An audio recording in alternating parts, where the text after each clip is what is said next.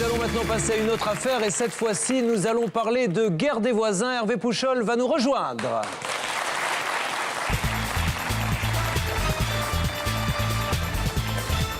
Bonsoir Hervé, nous allons partir maintenant à la campagne et essayer de comprendre comment un homme venant de la ville a réussi à se mettre tous les voisins finalement, tout le quartier, tout le hameau à dos. Tout simplement à cause de son amour des animaux. Au départ, il s'installe, il quitte la ville pour s'installer dans ce village, choisit un coin très tranquille, le coin du cimetière, pour être vraiment tranquille. On lui offre une chèvre pour défricher son terrain. Le problème, c'est que maintenant, il en a 50, plus des chats, des oies, des coqs. Ça fait beaucoup de bruit et ça fait beaucoup de dégâts.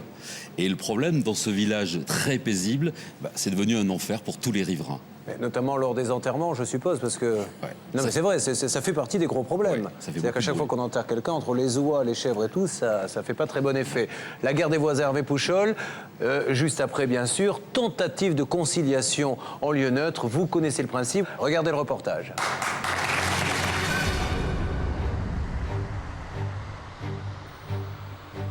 Depuis la fermeture de la dernière mine de charbon, ce petit village Sévenol vivait dans un calme absolu. Rien ne laissait supposer que la partie la plus paisible du village, près du cimetière, allait se transformer en un véritable champ de bataille.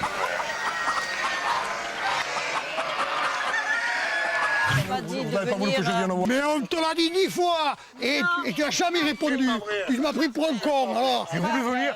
Vous m'avez raccroché au téléphone en me traitant de tout comme hier. Oui, d'incapable. On s'est promis de pas berger ou éleveur, comme tu le fais toi. Un éleveur ou un berger, il prend la peine d'aller les garder, ces moutons, et de les surveiller aussi. Quand tu veux, je t'amène. On n'a pas gardé les cochons ensemble. Je m'en vais. Vous préférez partir, hein? Parce que vous êtes des moins que rien. Oui, mais regardez-vous vous-même. Jean-Claude, je n'en peux plus. Je n'en peux plus. Je ne peux plus supporter ça. Il y a 20 ans, Jean-Marie, ancien entrepreneur en travaux publics, et son épouse Christiane décident d'acheter un terrain en friche à côté du cimetière. L'idée était de faire une maison pour la retraite, se retirer et être avec les animaux autour de notre maison. C'était plus qu'un rêve, et c'est une réalité puisqu'on est arrivé à avoir des bêtes. Les bêtes vous le rendent, elles sont franches. Elles ne vous font pas un petit dans le dos. 150 mètres plus loin vivent Josiane et Jean-Claude. Ils ont quitté la région parisienne pour revenir au pays et vivre une retraite tranquille dans la maison familiale. À l'époque, tout se passait pour le mieux entre les deux couples. On a gardé de bonnes relations pendant 9 ans. On lui a rendu des services, il nous en a rendu. À l'époque, ça se passait très bien. Tout allait bien et puis un jour, pour une simple histoire de chèvres qui se sont échappées, les deux couples ne vont plus se parler. Pire, une guerre de voisinage va s'installer et plus rien ne sera jamais comme avant. Nous allons vous expliquer pourquoi ce village si calme, et notamment le secteur du cimetière, s'est enflammé en quelques mois. C'est inadmissible. Voilà, voilà, et puis c'est pas que moi, c'est tous les voisins qu'il y a autour et tous les gens du coin. Hein. C'est une horreur. Oh, c'est assommant, là. C'est agréable comme tout, là. Mais alors d'entendre ce bruit, c'est affreux, affreux. Ne me parle pas de ça, là, parce qu'alors c'est une catastrophe. Hein. Franchement, je ne sais pas comment ça va finir. Hein. Christiane et Jean-Marie recherchaient la tranquillité et souhaitaient un changement de vie radical. Jean-Marie, que l'on surnommait à l'époque à Montpellier l'enclume à cause de ses énormes mains, n'était pas ce qu'on appelle un enfant de cœur. Il ne fallait pas, comme on dit, me chatouiller. Je n'avais pas de limite. Si j'ai la mayonnaise qui monte, après je ne sais plus m'arrêter. Je ne sais plus m'arrêter. Vous auriez essayé de me séparer, vous auriez pris autant que lui. Ouais. Oui. Ah oui, oui. J'ai eu jusqu'à 6 personnes sur moi. En 1989, il commence les travaux sur le terrain de ses rêves. Jean-Marie va venir tous les jours construire sa maison pendant 10 ans avec sa baramine. On m'avait surnommé le fou, parce que je creusais tout ça à la main, dans le rocher. Pour l'aider à défricher son terrain, on lui offre une chèvre. Mais très vite, il se rend compte qu'elle s'ennuie et décide de lui trouver une compagne. Et la voilà ma première. Ça c'est ma première. La voilà ma biquette. Ça c'est ma première. Elle a plus de 20 ans celle-là. Ce sont les animaux qui vont transformer Jean-Marie. Et l'ogre va devenir agneau en vivant, en leur compagnie. On aime les bêtes, c'est une passion. C'est une passion, c'est tout. Les bêtes, c'est comme les gens, je considère que c'est comme les gens. Du moins qu'elles ne font pas de mal. Pourquoi vous voulez faire du mal à une bête? La bête, vous leur faites du bien, elles vous le rendent. Elles vous le rendent. Viens faire un bisou. Les bêtes m'ont adouci, m'ont changé mon caractère. C'est ma deuxième vie avant de partir de l'autre côté. Alors c'est pour ça que je veux partir heureux. Aujourd'hui, chez Jean-Marie, c'est une arche de Noé.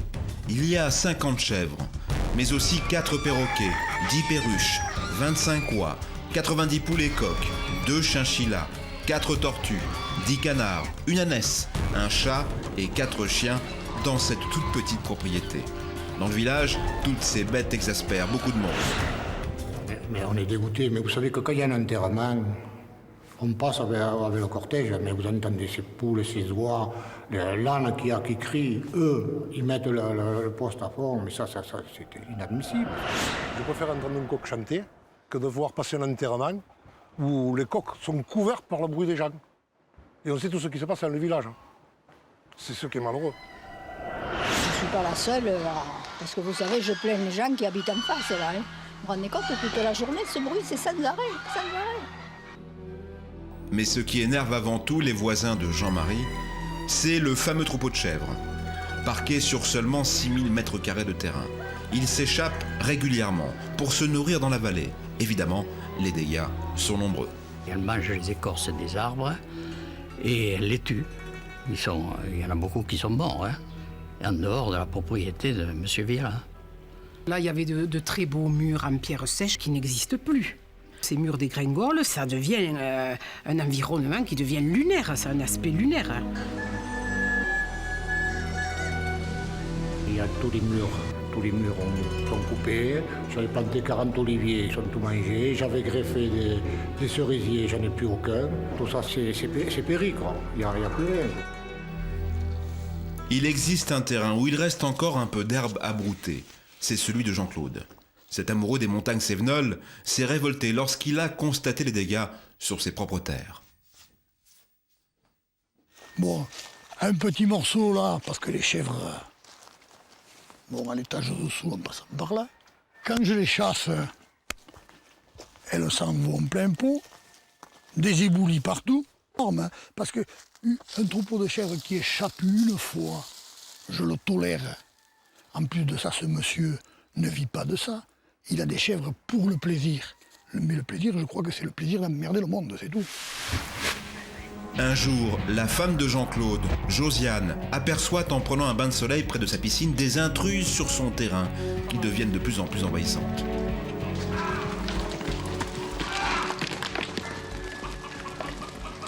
Ça s'est passé là. C'était le 11 septembre. Quand je suis monté, bon, il y avait des chèvres partout, autour de la piscine, d'autres qui étaient derrière la haie. Ça courait dans tous les sens, elles étaient aussi affolées que moi, il faut le reconnaître. Une m'a bousculé, je suis tombé sur le fauteuil. J'ai surtout paré les yeux parce que j'ai dit, bon, je ne sais pas s'il en est passé 2, s'il en est passé 3, j'en sais rien. Hein. Elles se sont affolées dans tous les sens, elles m'ont piétiné les pieds. Attendez, je ne savais pas que j'avais des taureaux, moi. Non. J'ai eu un bleu ici, un bleu ici, et je ne pouvais pas marcher. Alors je suis allé chez le docteur, bien entendu, pour faire un certificat médical, et je suis allé porter plainte à la gendarmerie. Entre les deux couples, le ton va très vite monter. Pendant des mois, le dialogue va même être totalement rompu. Nous tentons alors une rencontre pour qu'ils puissent s'expliquer au sujet des dégâts commis par les chèvres.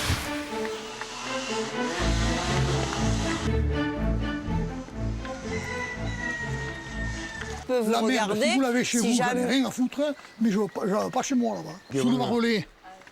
Tu crois que ça passe pas? Et dessus le marolé même. Tu crois qu'elle ne passe pas? Je suis complètement scandalisé de voir qu'il n'y a pas le jus. Et puis que tu dises, c'est pas vrai, mes chèvres, ça n'en vont pas. C'est vrai. Eh bien, alors tu t'étonnes qu'elles s'en vont dans la journée si tu es au courant, il n'est pas le jus. Mais parce que ce matin, j'ai débranché, je te dis, pour pouvoir réparer. Eh bien, alors tu vas aller en bas mettre le courant. Et je te ferai voir, moi, qu'il ne passe pas là, le courant. Il ne peut pas passer là. 30 secondes, elle est là. Viens, Biquette, viens. Allez, viens. Et toi, tu rentres dans ton enclos, là. Allez. Les idées. Une clôture comme ça, c'est niet, zéro. Le dialogue est impossible et la situation est invivable. Josiane est à bout.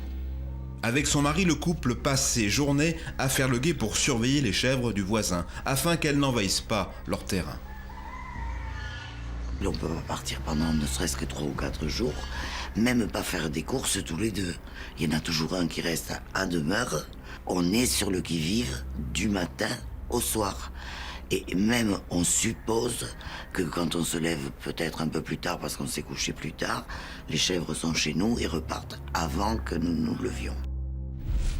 Pour Jean-Marie et Christiane, il y a beaucoup de bruit pour rien dans ce village. Évidemment, la jalousie du voisinage leur cause de nombreux désagréments. Il y a beaucoup de jalousie ici. Toujours le mot qui revient, c'est la jalousie. On est obligé d'avoir affaire à la loi parce que tout le monde vous tape dessus. Comme on ne fait pas partie du village, qu'on n'est pas né ici, de suite, on est critiqué. Eh bien, ce chat, il a reçu une décharge de carabine, de plomb. Alors, il a une trentaine de plombs dans la tête. Et il a dû peut-être gêner quelques voisins. Les plaintes s'accumulent sur le bureau de Madame le maire, qui ne sait plus comment faire face. Disons que ça devient épineux parce que les gens ont de plus en plus de mal à supporter cet état de fait et disent que pour une personne, on a l'impression qu'on est dans un village de non-droit, puisqu'en droit, il doit être maître de son troupeau, en droit, il doit confiner ses volailles, et ce monsieur, c'est à force d'inertie. Ce qui me soucie, ce qui m'inquiète, c'est que les gens du voisinage excédés vont finir par avoir des attitudes beaucoup plus violentes et beaucoup plus vindicatives. Et ça, ce serait fort dommage dans un petit village tranquille où il fait bon vivre. Il est urgent d'intervenir. L'objectif de notre conciliateur est de permettre aux deux couples de régler leurs problèmes calmement. Il leur propose une conciliation en lieu neutre. Moi, je vous propose de venir à la conciliation pour entériner tous ces accords. Parce que c'est bien les paroles comme ça. Là, c'est encore plus important qu'une parole écrite. Est-ce que vous acceptez la conciliation? Oui, on accepte. Oui, bien sûr. Christiane, Bien sûr. vous y croyez? Mais j'y crois pas. J'espère fermement. Est-ce que vous acceptez la conciliation, Josie?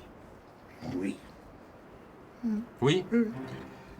À demain. La conciliation a été acceptée par les deux parties. Nos voisins auront toute la nuit pour réfléchir aux engagements qu'ils prendront demain dans ce château, situé à une 50aine de kilomètres de chez eux. Le lendemain, 18h30, notre voiture accompagne Christiane et Jean-Marie sur le lieu de la conciliation. Notre médiateur leur demande quels engagements ils sont prêts à prendre. Bonsoir. Comment allez-vous? Bonsoir Jean-Marie. Priorité les chèvres. Refaire une clôture électrique neuve et puis essayer de mettre un grillage par derrière.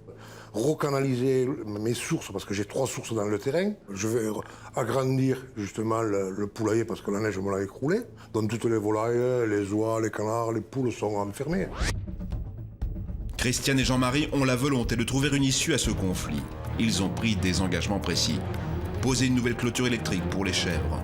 Refaire les canalisations des sources. Construire un poulailler et confiner ses volailles. 3 quarts d'heure plus tard, c'est au tour de Josiane et Jean-Claude de faire leur arrivée au château. Notre médiateur leur demande aussi de faire des efforts et de s'engager pour en finir avec ce conflit. Je suis prête à saluer mon voisin. Là, il faut qu'on vive. Et qu'eux aussi vivent. Par rapport aux autres voisins, on est prêt à dire que les choses rentrent dans l'ordre et que, bon, il faut que les esprits s'apaisent. Josiane et Jean-Claude s'engagent donc à dire à nouveau bonjour à leurs voisins, mais aussi à aller voir les autres voisins pour stopper le conflit. La conciliation s'annonce bien, les deux parties sont prêtes à faire des efforts. Allez-y, installez-vous. Hervé Pouchol les accueille dans la salle de la conciliation pour le face-à-face. Dans un instant, le face-à-face entre nos voisins. Jean-Marie et Christiane vont-ils faire des concessions? Josiane et Jean-Claude vont-ils mettre de côté leurs différends? Je vais venir, vous m'avez raccroché au nez. Alors là, il y a un point de divergence énorme. Notre médiateur tentera tout pour réussir une conciliation. Arriverons-nous à atteindre nos objectifs? La réponse, tout de suite, sur TF1. Il y a quelques instants, nous suivions l'histoire d'un couple d'éleveurs, Jean-Marie et Christiane, qui depuis 20 ans abritent chez eux une véritable arche de Noé. Le problème, tous ces animaux feraient du bruit dans le village et créeraient des dégâts incessants. La situation est devenue insupportable pour les villageois. Jean-Marie et son épouse ont accepté le principe d'une conciliation avec leurs voisins Josiane et Jean-Claude. Le résultat de la conciliation, c'est maintenant. Avant d'entamer la conciliation et pour détendre l'atmosphère, notre médiateur revient sur les bons moments vécus entre les anciens amis. On passait les soirées des fois ensemble. Tout à fait. On passait les soirées ensemble. Moi, le meilleur souvenir que j'ai, c'est quand je me suis arrêté de travailler et que j'ai annoncé à Christiane que pour moi c'était terminé. Et dans l'heure et demie qui a suivi, ils sont arrivés avec une bouteille de champagne et ils m'ont dit on va arroser ça. Nous demandons à Christiane et Jean-Marie s'ils ont l'impression de vivre comme tout le monde. À partir du moment où on ne vit pas, parce que vous ne pouvez pas dire que vous vivez exactement comme tout le monde, hein, parce que c'est vrai que vous avez votre passion pour les animaux. Ah oui, ça c'est... Vous, en plus de ça, vous avez construit votre maison de vos propres mains. Et que j'ai pas fini encore. Et que vous n'avez pas fini. Vous comprenez que ça puisse déranger, que ça puisse gêner, que ça puisse faire parler aussi. Ah ben, c'est possible. Hein. Mais le fait d'être différent, Moi, j'en ai beaucoup souffert. Et j'en souffre encore. c'est-à-dire que par Mais rapport... je laisse les gens tels qu'ils sont et puis je vis à ma façon. Notre médiateur revient alors sur le début du conflit avec le problème le plus sensible, celui des chèvres bien sûr, et de leur divagation.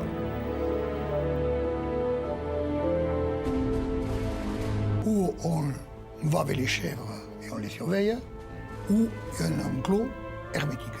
J'avais demandé de venir voir, on m'avait raccroché. Alors je ne pouvais pas aller voir et faire une déclaration à mon assurance. Parce que vous m'avez... Ah si, ben, puis là, si, je vous ai dit, je vais venir, vous m'avez raccroché au nez. Alors là, il y a un point de divergence énorme. Pourtant, je vais la mémoire. Non. Moi, j'ai demandé, je voulais demander. C'est après, non. j'ai rappelé et j'ai eu Jean-Claude. Le lendemain matin... Et quand il m'a eu à moi, Non, le soir même. Non, Ou le le- lendemain. il m'a dit, très tard. je ne peux pas venir maintenant, je vais faire des courses.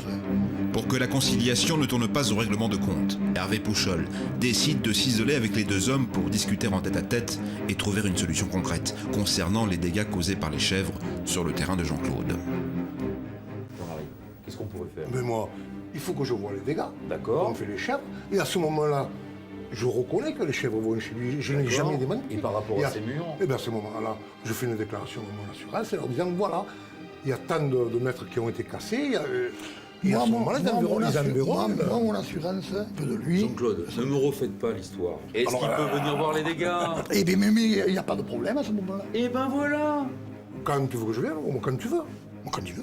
Samedi matin, en fin de matinée, je viens. Entre 11h et midi. Ah ouais. Allez.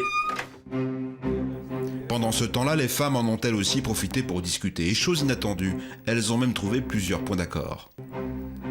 Comme ça, les chèvres ne viendront plus. Ils prendraient les chèvres, les monteraient donc sur la piste. Il restera un certain temps avec elles et ils redescendront ensemble. Le problème des chèvres semble résolu. Notre médiateur s'attaque maintenant à la canalisation des trois sources de Jean-Marie qui coulent de manière anarchique et qui détériorent les murs et les fondations des alentours. Il me reste à faire le garage avec la terrasse, à arranger la bâtisse de la source à laquelle je récupère l'eau que je me sers. Et comme j'ai 3 sources dans le terrain, j'en ai arrêté 2, mais l'eau elle passe par-dessous. L'eau vous l'arrêtez pas, c'est la seule chose qu'on n'arrête pas. Donc je vais essayer de les canaliser et d'éviter que ça aille. Je l'ai connu dans des drains et dans le caniveau. Les voisins semblent satisfaits de la tournure de la conciliation. Jean-Marie explique à ses voisins que ses volailles seront très bientôt dans un poulailler qu'il va construire. Je vais le faire plus grand pour que toutes mes volailles soient dedans. En réalité, on va en faire 2. Un pour les oies, un avec les canards et un pour les poules. Vous voyez qu'en s'asseyant autour d'une table, on arrive à obtenir des petites choses toutes bêtes, mais qui sont importantes, et qu'on peut arriver à régler certains problèmes. Et ça, moi, je vous en félicite.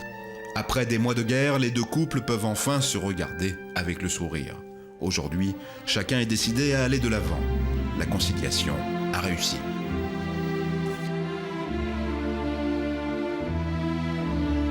Au fur et à mesure que ça avancera, Idem. ben, ça s'améliorera. Tout s'est très bien passé. Si l'amitié pouvait revenir, je serais toujours heureux. Mais c'est ce qu'elle m'a proposé d'ailleurs tout à l'heure.